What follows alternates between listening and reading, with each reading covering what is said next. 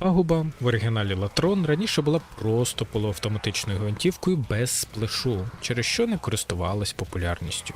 Але тепер з інкарнон формою це топ-1 метовий бавовногенератор за рахунок двох механік, одна з яких всім давно відома, а інша є революційною для Warframe.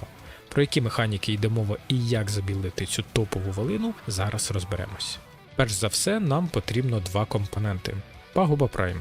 Це топ-варіант. На мою думку, пагуба примара гірше по ряду причин. Кількість шкоди, співвідношення типів шкоди та шанс стану у праймовської кращі. І друге, це власне інкарнон форму, здобути яку можна в другому тижні нагород в сталевому ланцюгу довірі.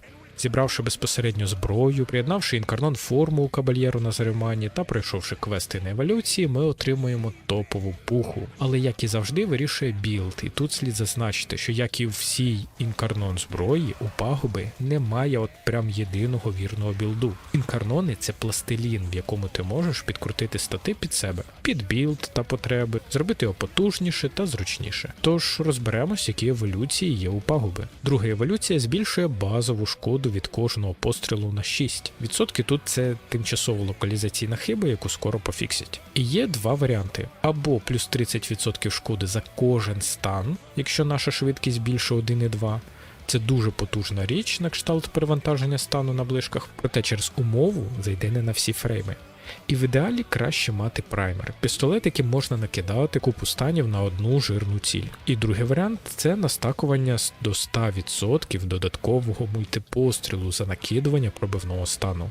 Це перша причина, чому співвідношення типів шкоди та шанс стану на пагубі Prime набагато кращі і бажаніші за пагубу примару, бо цей баф буде активуватись легко і швидко. Третя еволюція націлена на зручність використання, або мінус 60% віддачі, або плюс 15 до місткості магазину, або мінус 30% до наближення. Наближення йде лісом, я не бачу користі в збільшенні поля зору в прицілюванні. Плюс 15 набоїв – це для основної форми, не інкарнон. Тим не менш має місце бути. І мінус 60% до віддачі дозволяє точно і швидко класти хедшоти, щоб легше зарядити інкарнон форму. А сама віддача в інкарнон формі вже не роляє. Тож тут треба обрати, що зручніше для звичайної форми. Запас патронів, але віддача, чи мінімум віддачі і стандартний магазин. Я для себе обрав другий варіант, він зручніший. Єдиної вірної думки тут в зручності нема. Тож обирайте під себе. І четверта еволюція – це самий сік. Мінус 20% броні за кожен прок пробивного стану на цілі.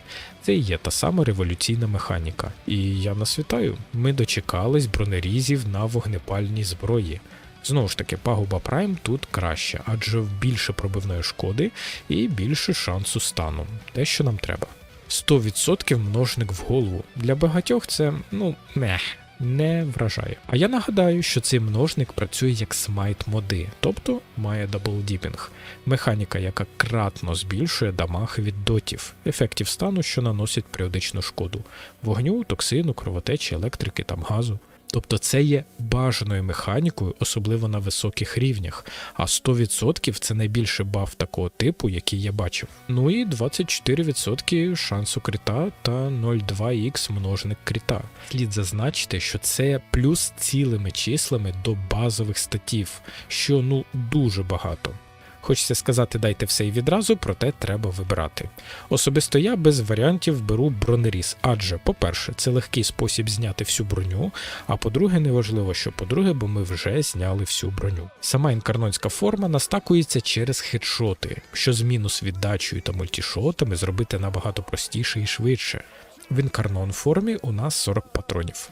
Кожен постріл запускає снаряд, який вибухає та рикошетить при контакті, перетворюючи мобів, особливо в коридорах, на обгорівший шашличок, адже демедж від вибуху вогняний. Слід також пам'ятати, що гартована схильність працює лише на прямі попадання, а не сплеш. А 2/3 демеджу в інкарнон формі від сплеша. Тож додаткові стани не будуть давати демедж для сплешу, проте величезний буст по шансу стану від гартованої схильності важко переоцінити, та й прямі попадання все одно будуть.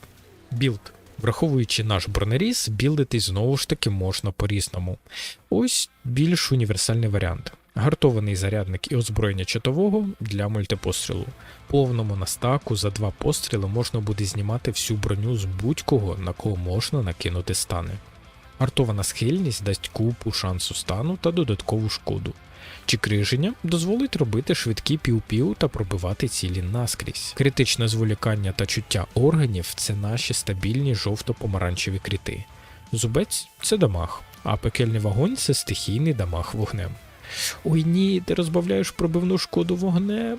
Ну, по-перше, її тут і так достатньо, щоб стакати мультішот та бронеріз.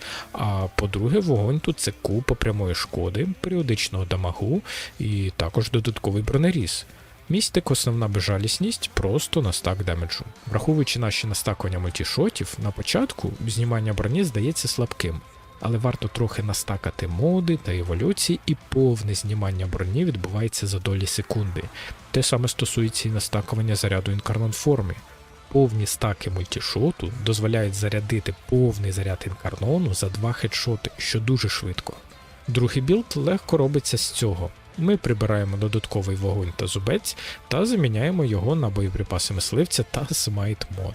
Боєприпаси мисливця працюють від критів, а критувати ми будемо тупо завжди. Враховуючи наш мультішот, то за постріл в інкарнон формі ми будемо накидувати 2-3 кровотечі і десь стільки ж вогню. Вогонь по мобам без броні робить бобо, а смайт мод в даному варіанті погибель гринірів збільшить періодичну шкоду більше ніж в 2 рази.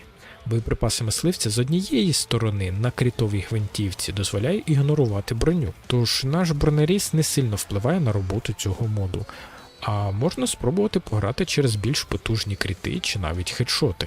Це буде працювати, такі білди будуть виносити, бо демеджу тут більше ніж треба мобам, але на мою думку бронеріз це більш надійний та універсальний варіант. Щити і голе ХП будуть виноситись і так, а броні можна буде позбутись навіть не використовуючи скілів чи гельмінту. Тим не менш, з боєприпасами мисливця 4-ту еволюцію можна змінити. Це пунктик щодо варіативності білдів. Єдиний мінус зброї – це дороговизна. Треба пройти основні сюжетні квести, відкрити сталевий шлях, вифармити інкарнон, пофармити довірі, вифармити Латрон Прайм, бо він тут найкращий, але в той же час він частина реліквій Фроста, які самі по собі не з дешевих, бо бувають не так часто, і зараз з Латроном будуть ще цінніші. Зібрати все це докупи, ще й з не самими простими модами. А з іншої сторони, це ціль, до якої точно варто йти, адже вона дозволяє потужно і комфортно бігати тупо будь-які місії. А знаєте, де ще це буде максимально актуально? На заваді підриву та каскадах сталевого шляху.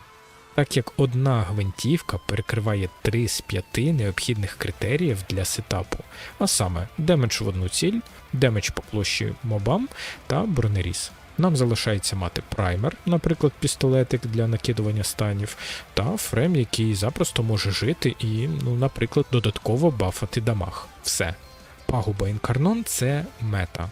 Проте вона не єдина, адже цікавих інкарнонів ще дуже багато, і я вас буду про них інформувати, тож ви знаєте, що треба зробити. Окрема подяка спонсорам каналу за підтримку, це ті люди, які першими дізнаються всі новинки, фішки та білди. І також всім, хто допомагає просуванню україномовного варфу своєю активністю. Ви супер! А я побіг робити наступний відос по страну. Всім жирного фарму, мирного неба над головою, до зустрічі!